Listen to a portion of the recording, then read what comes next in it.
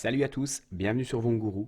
Alors aujourd'hui un petit tuto pour vous expliquer comment utiliser l'USB BIOS Flashback disponible sur de nombreuses cartes mères de la marque Asus. La première étape va consister à récupérer le BIOS, donc je vais me rendre sur le site Asus. Je vais choisir le modèle de ma carte mère, c'est-à-dire la Crosshair 8 Impact. Je vais cliquer sur l'onglet Support, ensuite sur Driver Utility, choisir mon OS. Apparaît alors le dernier BIOS, donc qui est le BIOS 1001, et je vais télécharger dans un premier temps ce BIOS sur mon PC.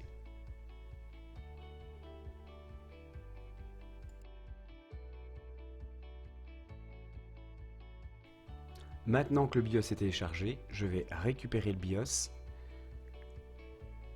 Voilà, comme on peut voir, on va découvrir deux fichiers, le BIOS et un petit exécutable qui va permettre de renommer le BIOS. En effet, pour pouvoir utiliser l'USB BIOS Flashback, il faut que le BIOS soit renommé d'une telle façon à ce qu'il soit reconnu lors du flash.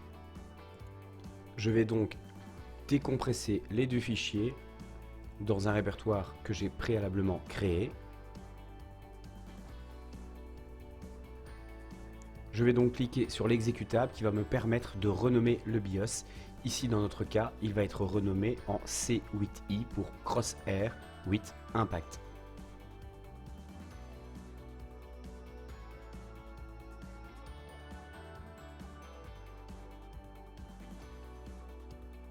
Le fichier est à présent renommé. Il me suffit simplement maintenant de le mettre sur une clé USB formatée en FAT32.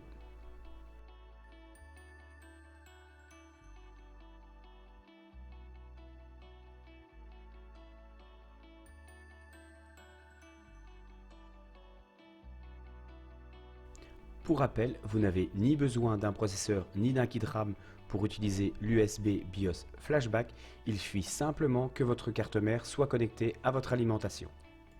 Le port USB dédié au BIOS Flashback est parfaitement identifiable. Une fois la clé USB insérée, il vous suffit de presser pendant 3 secondes la touche BIOS. Le bouton BIOS va clignoter durant toute la durée du flash. Pour information, pour notre Asus Crosshair 8 Impact, la durée du flash a été de 4 minutes 40 secondes.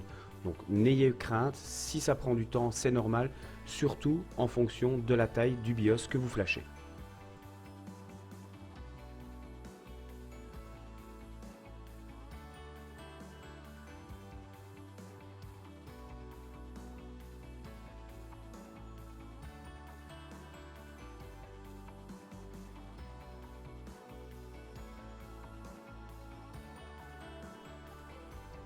Maintenant que le flash est terminé, nous allons pouvoir redémarrer la configuration.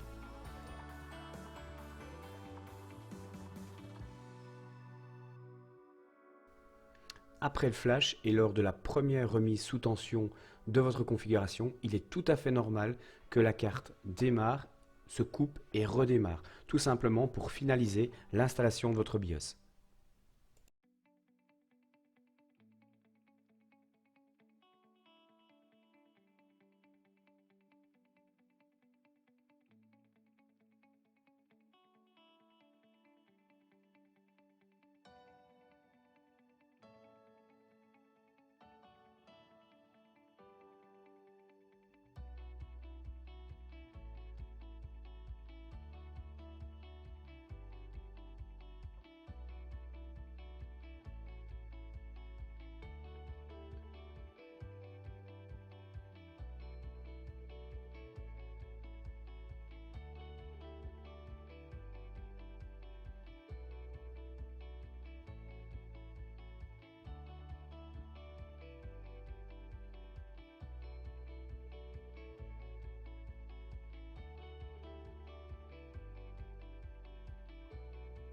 Maintenant que le flash est terminé, direction le BIOS, soit pour overclocker votre processeur ou introduire les paramètres de votre kit mémoire.